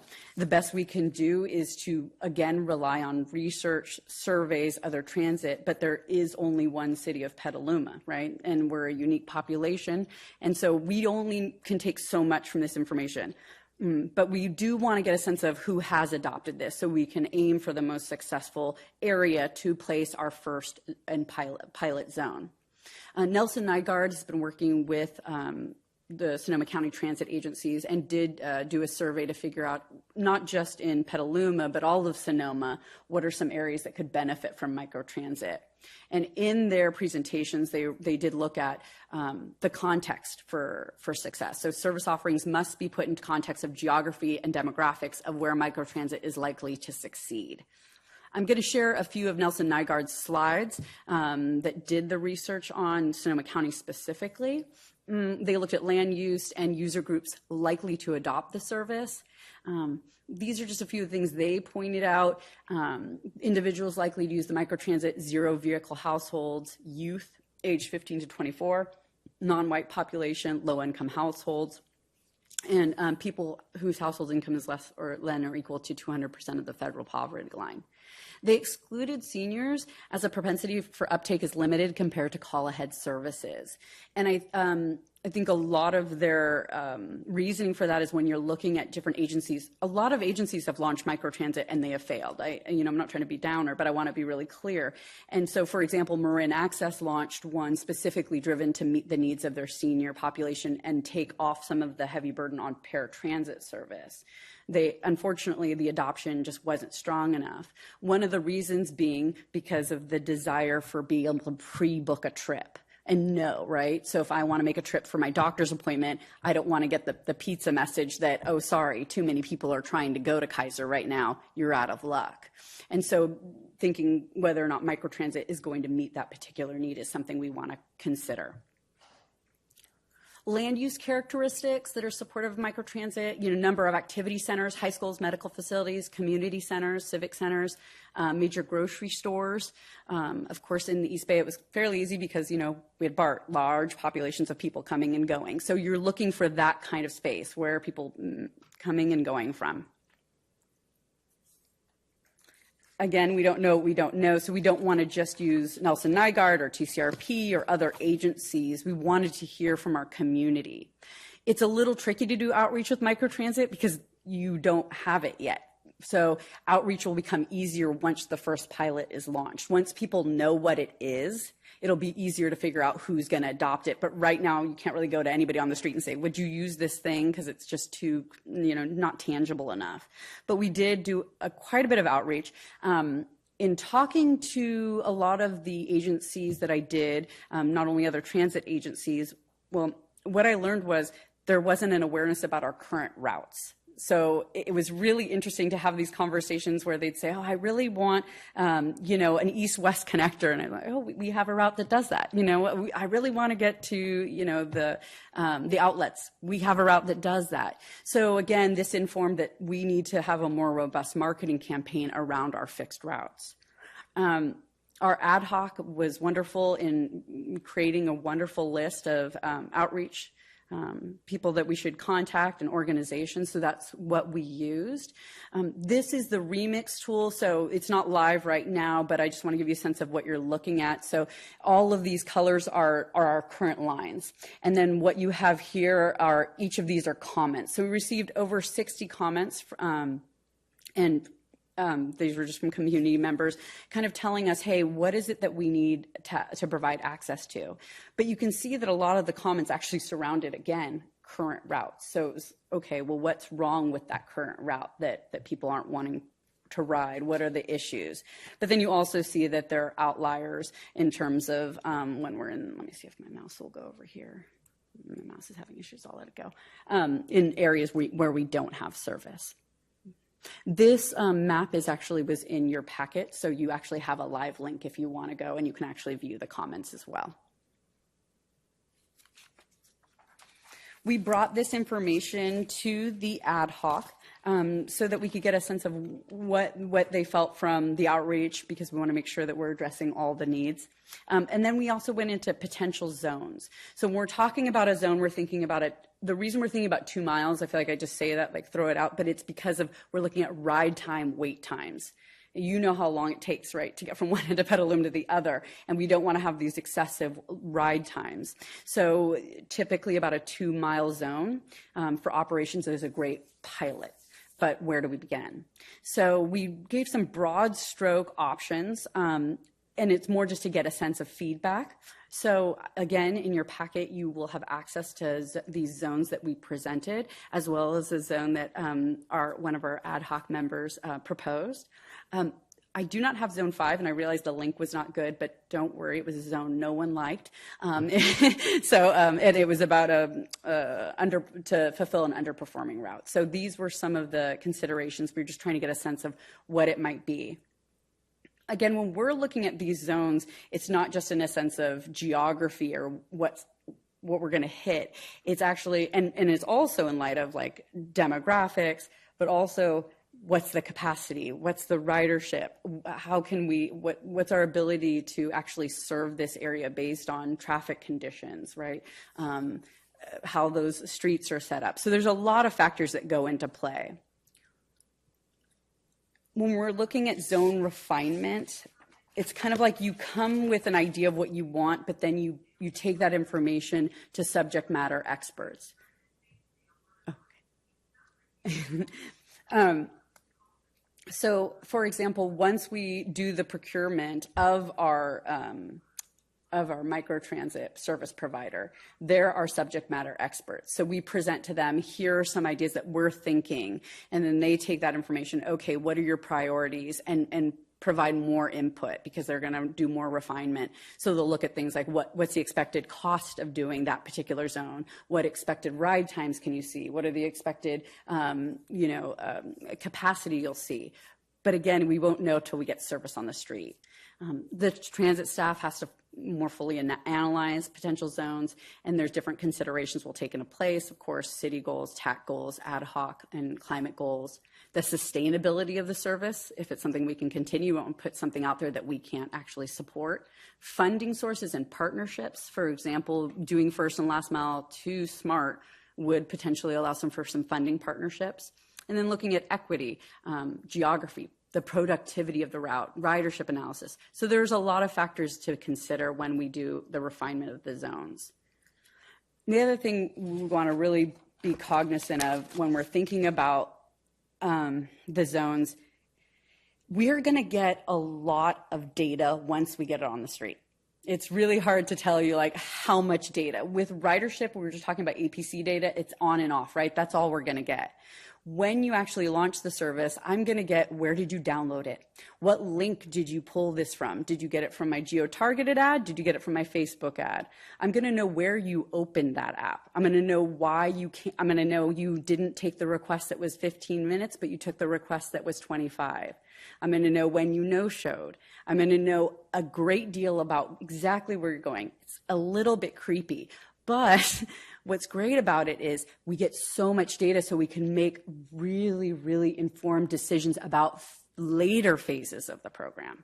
So I don't want to over focus on where's this first zone going to be, because I think we just need to get it out on the street and then we can get the information. So the goal is a successful pilot would be capturing as much broad demographic data as possible. So rather than focusing on potentially one segment like we do with our Fare Free program or, you know, like a Youth Ride Free, we don't want to focus on just one segment, but a broad swath so we can see who is actually adopting this technology. We want to capture a mixed land use of this. We want to make sure we're not overlapping, as I've said 1,000 times, with our current fixed route service. We want to review customer satisfaction, and that happens actually in the app as well. As soon as they'll complete a trip, they'll get an option to review it, to give us feedback. So again, lots of data. And then reviewing the capacity and ridership. What times are people traveling? Et cetera. So we're going to get quite a bit of data, which will help us inform, is this an actual successful service? Is it meeting the needs? And are people doing what we want them to do, which is to eventually adopt fixed route service? So next step would be procurement of the software solution. There's a lot of different service providers out there, and so we've had some great conversations. Zone refinement and selection with phased options. We haven't talked about, and I don't want to go too into it, but there's other ways of using microtransit as well. For example, commingling with paratransit service. That might be something we phase later.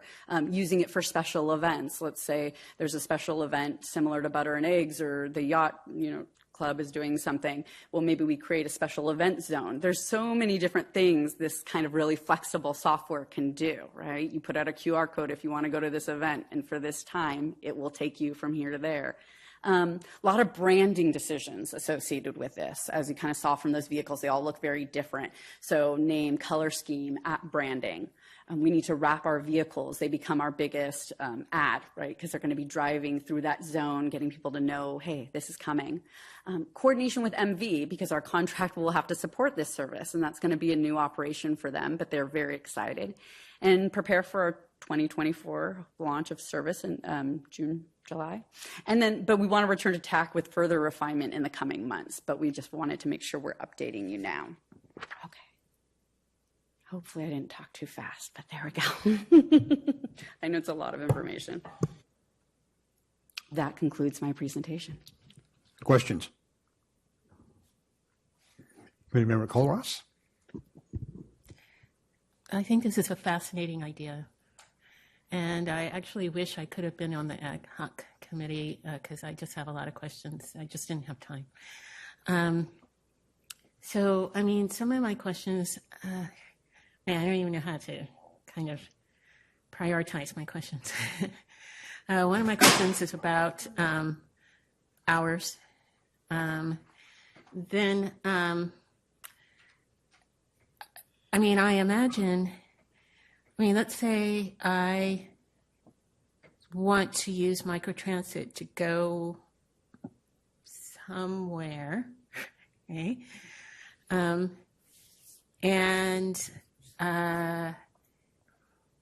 you said you want to encourage people to use it to go to the fixed routes. So if I use microtransit to get to a fixed route, and I can schedule that, okay, when I get home, I need microtransit to go from the fixed route. So you were talking about people like not wanting to wait at bus stops and stuff like that. So I'm not sure how that particular use alleviates that for people. And then, I'm sorry, I just have another one. This whole no ride available issue, which I can understand, is a possibility. But people have to trust that the transit's going to be there when they want to use it. And so I think some of that is really going to be how you build it up. And then also using it for special events. There's a lot of downtown events in the summer, many of which involve drinking. And it would be very good if people could not drive. Somewhere in there was questions. I got it. There are a lot of questions around this, so it totally makes sense. And I want to speak first to, okay, you're saying, Maria, that there's a concern with, I don't know how to navigate fixed route, but yet you're going to attach me to fixed route, right? And so it's kind of hard to explain from a marketing perspective, but I have to go get this paper schedule. I have to look at it. It's the approach from it. The way we're going to do it is people feel comfortable with an app, typically, right? I can open it. It's going to walk me through the process. Well, it's going to point you to the tools to navigate that other route. So for example, we're pursuing right now, not to go too much into it, but partnership with the other transit agencies for Transit app, which is an app that schedules. And there is a potential for integration there as well, so that you could see not just microtransit, but also, okay, is it microtransit fixed route? Is it fixed route and fixed route? And in some cases you can, well, I don't want to jump the gun because I'm not doing bike share, but some cities have done bike share integration. So I think when you're thinking about microtransit, it's a piece of a puzzle. It's really a piece. Am I going to ride my bike today? Am I going to walk today? Am I going to take fixed route today? Or am I going to take microtransit today? And so when you open up that app, it's okay, it's not going to be a microtransit day because there's not a ride available. It's going to be a bike ride day. So it's beginning to look at it like that. But I agree. I think the marketing of it, and that's where it gets tricky for people's adoption of it. So hopefully that kind of illuminates what we're heading in that direction. I agree the no ride available is something we want to avoid. But we also want to avoid people canceling rides because the ride's too long, right? So if all of a sudden I say, oh, I want to cover the whole city, and oh, I want no one to get a no ride available, of course we want that. But now you're taking an hour to go across Petaluma. So no one's going to use this service then. So a lot of it comes with the customer education. And the great part about it is, again, kind of creepy, is you can actually, and I've done this because I've dispatched this service before, communicate with the person live. So our dispatchers will be able to actually, hey, here's, the situation. And what's nice about that is if somebody, again, I'm not making promises, we haven't figured out what this will look like, but they are going to be connected to us. Versus in an Uber or Lyft situation where there isn't customer service, there isn't a different set of fixed route, there isn't people behind those services that are going to come to your aid or guide you to a fixed route or guide you to another service. So we're going to do our best to honor, those rides, and then honor how can we address those concerns. And then also look, oh wow, we're getting no ride available all the time at 3 o'clock. Sounds like we might even need a fixed route in that area. So we can even use this data to say, okay, maybe our fixed route needs to start utilizing, that particular corridor a little more. So again, that data will really help. And yes, I agree. I think the special events, it's really tricky to market a fixed route bus, get a route, right? Do turn-by-turn instructions. But if we all of a sudden say, hey, this is where we're going to be, use the QR code, that vehicle could quickly become available. These are just some of the things we're considering. I just want to make sure the flexibility of the service, so we're not kind of putting it into a box that it doesn't have to be in. Hours? We do not have hours set yet, so it will probably be determined on the zone. I think we're thinking, though, 7 days a week.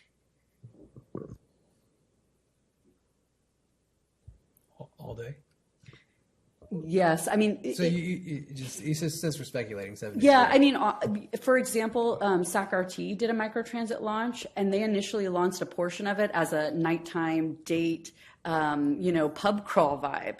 and you can do that. You can mark it in the day as, first, last mile, and at night as don't drive drunk, and do partnerships. That's, again, what's really great about the flexibility of the service. So it just really depends on what we determine is the best use of the zone.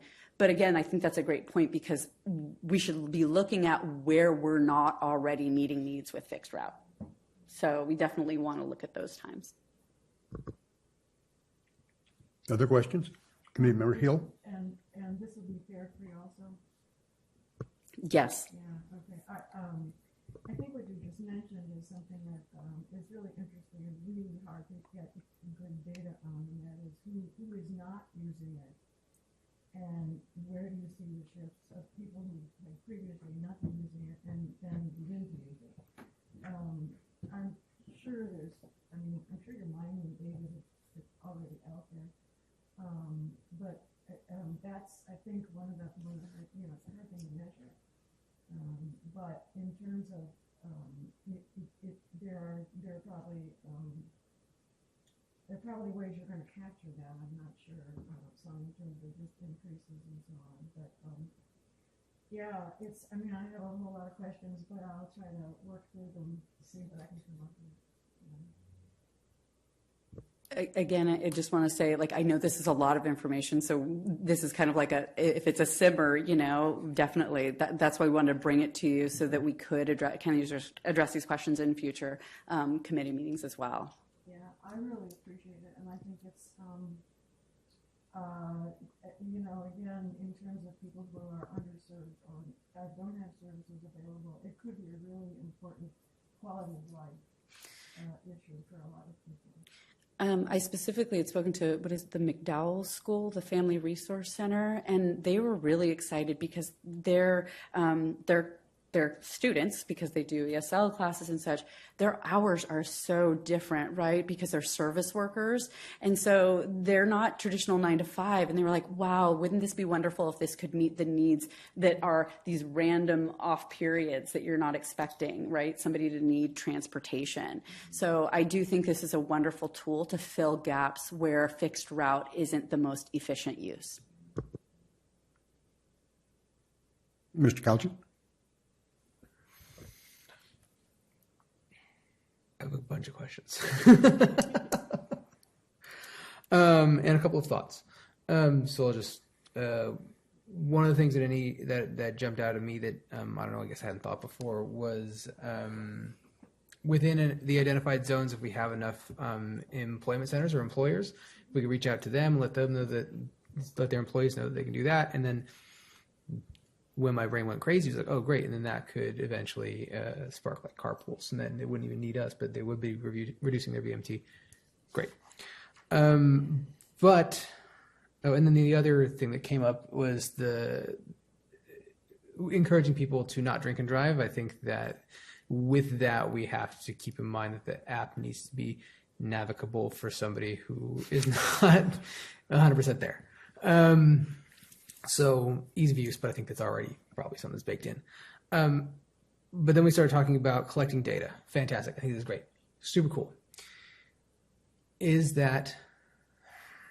How do we protect that? Because for one, it's going to be our data, right? So somebody could potentially file a PRA request and get our data, and then Uber and Lyft would have that, and then they could say, oh, well, they don't have a bus route there. People obviously need us, and then they can come in and undercut us. I just throwing it out there, a possibility. How do we safeguard against that? Obviously, I don't think you have an answer for that right now, but just something to bring up. Also, you mentioned looking at there was a list of land uses that collaborated well with microtransit, and I just wanted to know if you have any background on how those were decided or if they were just pulled out of a hat. Should I go on? Can I address the land use one right Please. now? Okay, thank you. I appreciate that. That was Nelson Nygaard. So what they did was just a survey of different transit agencies. That's how they adopted that information. Okay. Because I know that during the CEQA process, VMT is something that is considered with different land uses, but obviously that's a very recent thing, so we won't have it for everything, and then not every project is required to go through that, as we've seen. Yeah, so they Yeah. just reviewed other transit agencies. Okay. Yeah, and again, this is a very new service. I mean, I feel fortunate now. When I first started reviewing it in like 2018, right there was no information on this. It was really hard to find an agency that had done it. So now we have a lot more case studies of successes and failures. So we're doing our best to learn from that, but nowhere near as much data and research as on fixed route. I mean, we're really still learning about microtransit, and it's also quickly adapting all the time. So it's really hard to nail down because each transit agency uses it so differently. So I always want to temper what we get from research or from other agencies, because we don't know that that's going to be the case here. Could have been a marketing failure, which won't happen here. And really briefly, I think you already kind of addressed it. We aren't talking about bike share yet, but you did mention mass, but and that incorporates usually bike share, but that's not something that we're going to discuss here. Maybe that's something we'll discuss later. I don't know that there is any info on that yet. Is that right? If I could take that one, that's not tied in directly, but timing-wise, that actually just got approved. The agreement between SCTA, Sonoma County Transportation Authority Marin, along with the operator of the bike share system, that was just approved over the past month. And so they're going to be reforming the staff group within the next month or so to continue the work on planning and rollout of that system, hopefully in 2024. That's super great. It's fantastic. And then on not bike sharing, but I know that our fixed route buses are allowed to and have the capacity to carry bikes. Would the microtransit have the same ability? So one of the vehicles that we will be using will have a bike rack, and we can install one on the secondary. And it's really neat because in the app, what happens, it can happen on fixed route, is you get there and those bike racks are already taken. Yes. What's really great about microtransit is you will have a button to select, I have a bike. So it'll factor that in. It'll treat those bikes like seats. Same thing with wheelchairs. So again, kind of preparing and a little more efficiency there. So Great. Okay. yeah, Super I'm cool. excited. And then I noticed that there was mention of getting additional buses for this, but this is a pilot program, right? So yeah, so we won't use, we will use current paratransit vehicles and rebrand those. Typically though, when you do launch maybe second or third phases, you might buy a dedicated vehicle. So that's something. Yeah, it's a program that we'd like to get off the ground by July, but given the current state of ordering buses, it's very hard to get buses at the moment. And so we want to get the program started. So the thought is to start it with a couple existing vehicles in the fleet, take them, rebrand them as kind of a temporary measure while it's getting off the ground. And then probably in the next quarter, Q2 2024, come forward with the vehicle purchase to the committee. That would be both replacing paratransit vehicles and then maybe getting a new vehicle type that would be ideal for operating on microtransit. That may take approximately a year, though, to actually order and get those vehicles. And so that's something where we'll be talking about that fairly soon, too, as well. Okay. Yeah, it's just it's interesting to me that it's A, a pilot program, and B, as you mentioned, it's something that, when fully successful, can't be held with regular transit. So that eventually, say everything goes super well, will go away. So why would we buy specific buses just for this?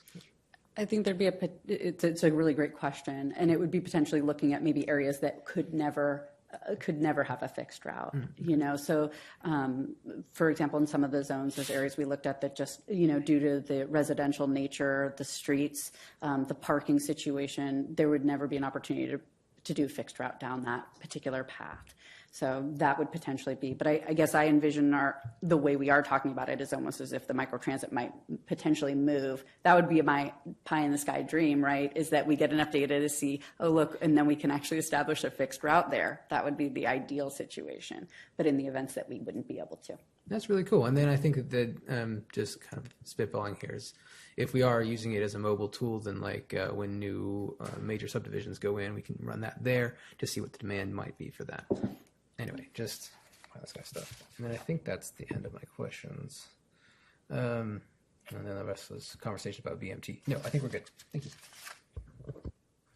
Any other questions? Yes. Please.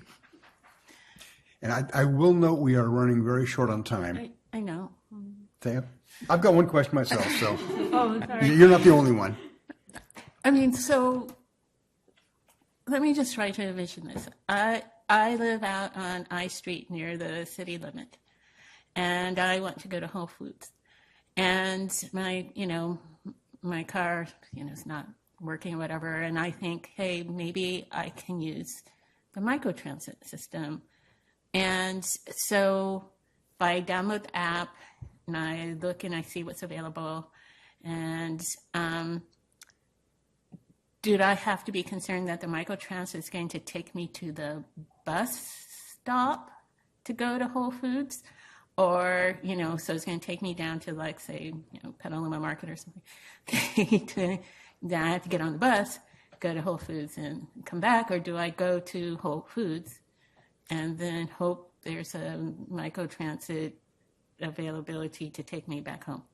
It's a great question. So, no, if you were going to do an integrated trip with using different modes, it would tell you were going to do that, and it would instruct you about the cost, similar to what Google Maps would do right now with transit or transit app would do. It'd show you that transfer. So it won't do that. You also bring up a good point. I mean, and this is why I'm glad we're having this discussion, is like, if we want to, another possibility with microtransit is to only allow for certain priority places, meaning your origin or destination has to be one of those priority places, which would make the likelihood that, yes, you will get picked up because that's one of the priority spots. So that's something we can factor in considering when we're devising it. So, for example, with Try My Ride, initially, your origin or destination, one piece of your trip had to either be BART or 2 designated shopping centers. Does that make sense? Yeah. So thank you. That's a great thought. Okay. Can I pick up real quick? I know there was some conversation about partnership with TNCs. Is that something that's still being considered to address that sort of no ride available? Thank you for bringing that up. So I did reach out to one of the software services that provides VIA and asked about TNC integration. And at this point, they do have it. So that would mean that, for example, if there was no ride available, it could potentially overflow to an Uber or Lyft. Again, you would be notified of that. I want to be aware, though, I don't know. I believe from what I've looked at, when I've looked at TNCs, there aren't as many available here, which is a good thing. Or maybe not. I shouldn't say anything about that. But so although it could be a great partnership, we might want to also be just cognizant of, are there going to even be TNCs available? But yes, that is something we can. Okay, and then the follow-up with that is cost, because this is set to roll out about the same time we're talking about rolling out the fare free. So great, it's totally free unless there's nothing available, and then it's going to cost me $20. Is that right? Or are we going to cover that cost? Or we haven't obviously these are spitball ideas and you don't have answers for me now. That's just a discussion. We haven't do you want to take that? Sorry, what was the question? Oh, I can take it. The idea, and it's a good question in terms of, like, if they do roll over into a TNC, would we then be subsidizing that portion of the trip, right? We've already decided we're subsidizing microtransit or paying for it and fixed route and para. What would we do with TNC? To be determined, nothing that we've ironed out right now. One of the things we talked about is doing some sort of TNC partnership program in 2024 that may be complementary to the microtransit. If this doesn't cover everything that we think it should, say late hours downtown, maybe doing some sort of program that subsidizes trips to downtown on TNCs. So that's something that we think we'll be looking at in 2024 as well, and make sure that it's complementary to this type of service and existing services that we have. For example, we hear people say that transit doesn't run late enough to attend council meetings. Maybe a TNC partnership program would make a lot of sense to help cover that, et cetera. Okay, great. Thanks. Okay. We truly are running short on time. Are we through now with this topic? No more questions? Okay. Thank you, Ms. Arce. We are running late on time. There's a Climate Commission meeting in here at 6:30. We should really clear the room by 6. Unless someone objects strenuously, I am going to bypass the committee comment. I believe we have public comment, Mr. Chair. I don't know if you... is there public comment? I'm sorry. Come on. Get the card up here sooner. Go. Please speak.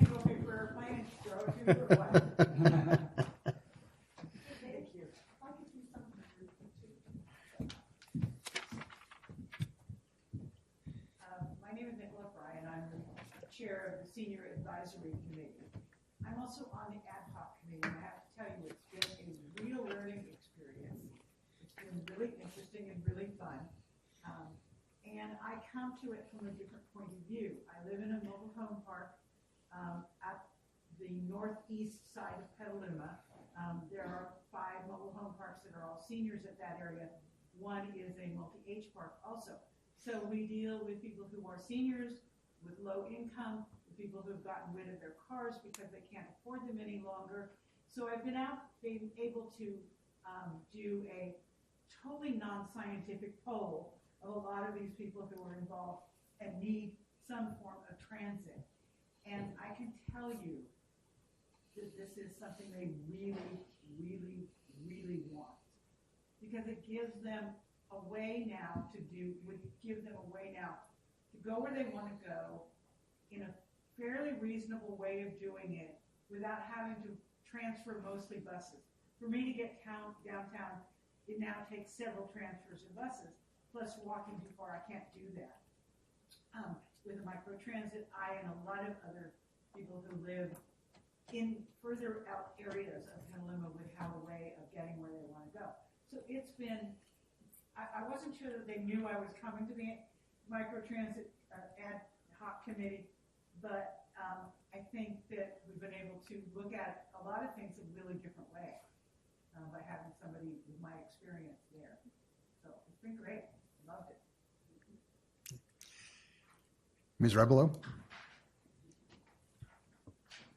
So I'm really excited about this, and I really want it to be successful, both for older adults in our community, but for everybody. So the stuff that I'm excited about is the possibility of having a connection between the east side and downtown. I live on the east side, and I'll tell you, it's the thought of driving downtown, it's like, forget about it. Like the traffic, the parking is like the big thing. And I think there could be a whole marketing thing about, come downtown. You don't have to worry about parking. So that's a whole thing. I think you could explore partnerships with downtown businesses. Maybe they could give discounts. You catch and the marketing for the weekend is totally different than the marketing during the week.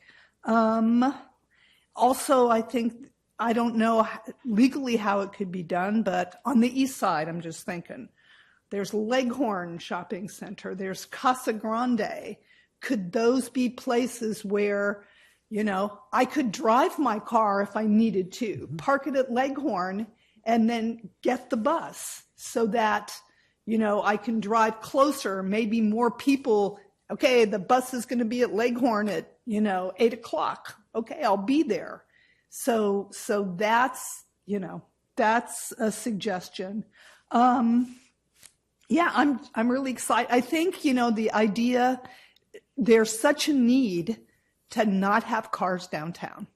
Everybody's talking about walkability, safe streets, bicycles downtown, let's open the streets up. Well, this is a way to facilitate that. And I think as far as marketing, there could be a really great confluence of climate, with this whole thing that could be really exciting. And I think if you, especially for the weekend stuff, if you can make it, quote, fun, it's like, okay, and I share a house with 2 other people, and we've often talked about, like we'd be more inclined to go downtown for dinner on a Friday night if we knew we could, walk down to Sonoma Mountain Parkway or drive to Leghorn or wherever and get on a bus or a shuttle and go downtown and then catch one back. And we don't even drink that much. So it's not for us, it's not a question of alcohol. It's a question of ease of use. Plus there are so many older adults who it's an extra hassle to get downtown. And this is a way to give everybody, but those people, more access to what this town has to offer. So that would be a great, so I want it to be successful. I get a little nervous when you say it's going to be like 20, all day, 24, whatever it is. I go, is there really going to be demand? Like maybe you do it and you start the pilot and you go, okay, we're going to pick this particular time to get it going. So thank you for your work. I want it to work. I think could be really cool. Thank you. And now we truly are out of time. We are going to definitely skip committee comments. And Mr. Hall, can I get you to severely triage your manager's report so we can be down here in the next 5 minutes? Absolutely. Thank you again, Mr. Chair. Not a whole lot I'll highlight, although I will point out the ridership. We have seen large increases in ridership, which is very exciting.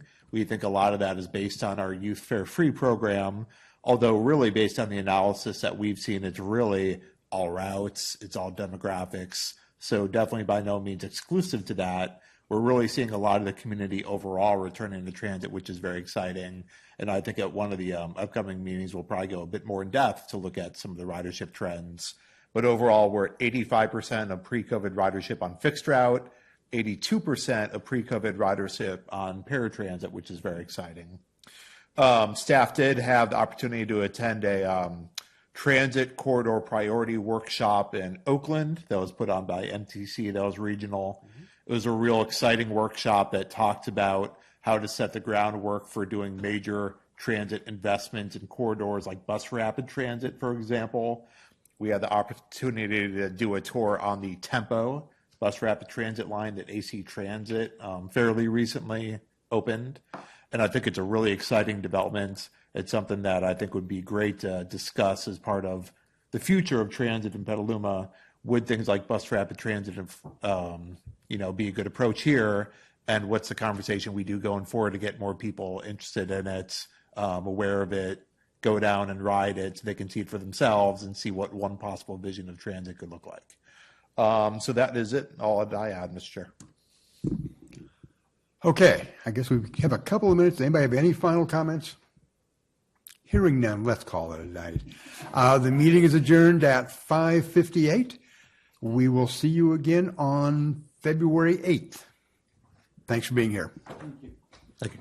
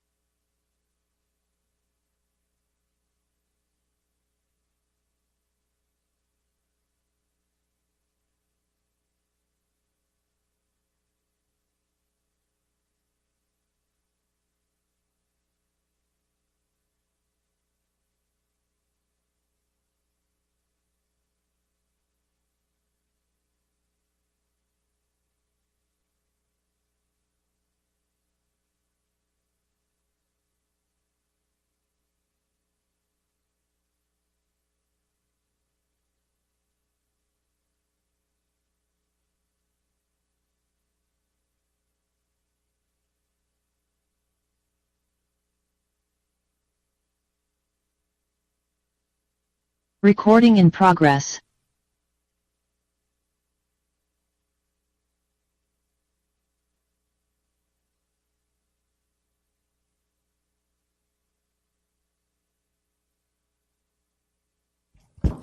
Atchley? Present. Baker? Here. Edminster? Here. Ellencamp? Garty? Here. Peters? Here. Fong? Shribs? Here.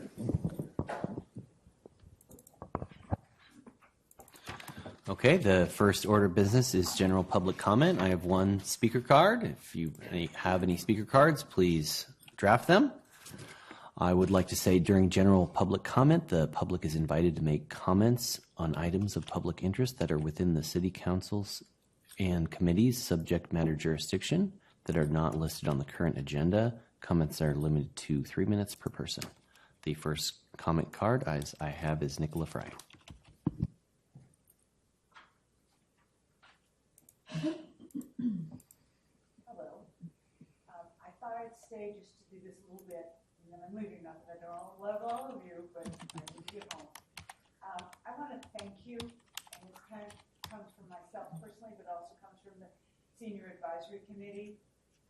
We did not know how important giving our comments to the blue zone or the blueprint would be, but we managed to do it. We did it today in our meeting, where our meeting was 9 o'clock this morning. I have sent out all the information through our liaison person, and they got it to everybody as soon as possible. We got it. Everybody submitted comments ahead of time, and then we talked today and added more comments. And all I have to do is correlate it all together and send it on. But I want to thank you for making the point of changing the dates, getting the information out to the rest of the committees and the commissions. I've heard from a number of other chairs of other committees and commissions who all said it was great that they got to input into this document. It's critical for our town. It's critical for all of us who give volunteer time to make our town work, that we got to do this. And so thank you. We really appreciate it. And now I'm going home.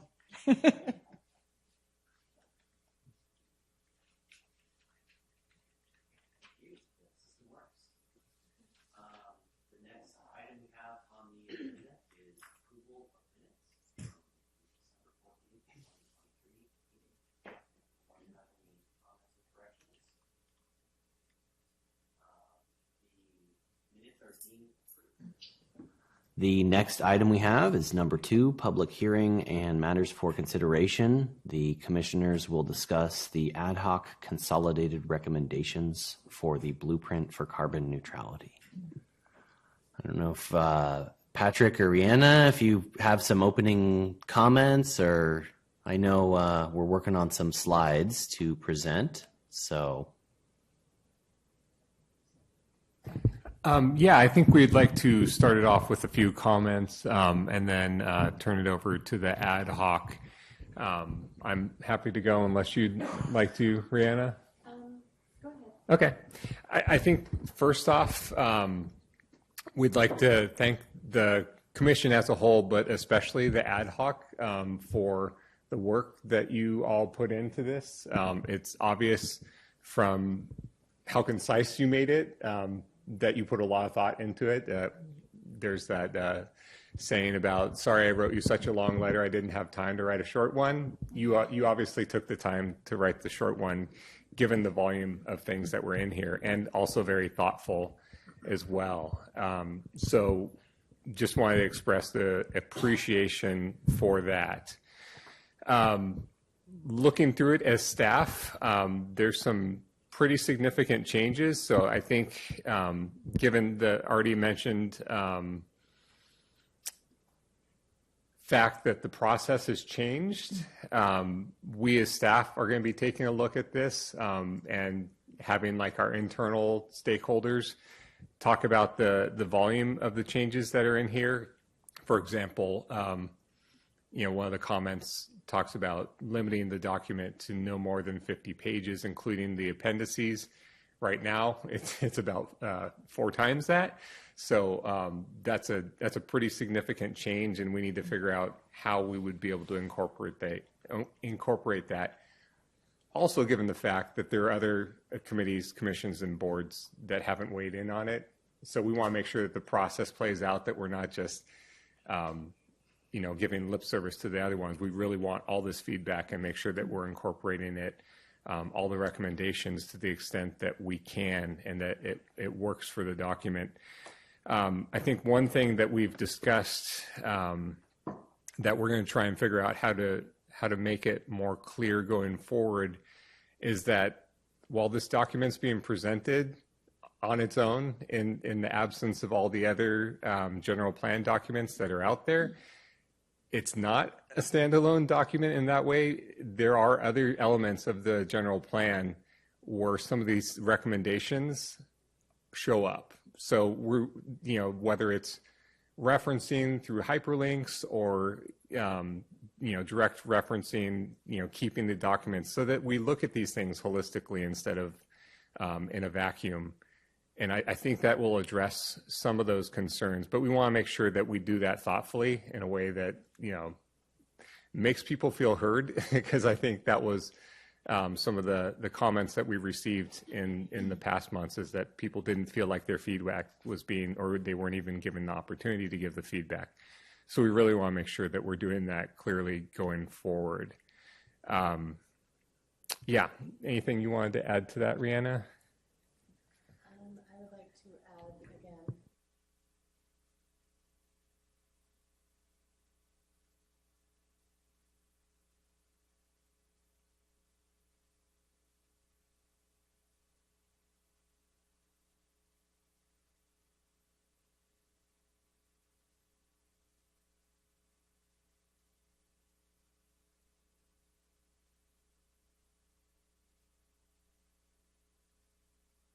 And I think Heather Hines from our Community Development Department, our Planning Division, would like to say a few things as well. Thank you, Patrick. Good evening, Chair and Commissioners. I'm here to listen. Also, Eric with Ramey is on his way, so he must have gotten caught in a little bit of traffic, I would assume. And he and I have talked through a lot of these comments, and so we're hoping that as part of the presentation from the ad hoc and the dialogue, we can have some dialogue, because there's some of them that are like trying to understand the why or the emphasis, or there's something similar here. Is the comment because that wasn't enough, or is it prioritization? Or so hoping just there'll be an opportunity for some of that dialogue as part of this evening's proceedings.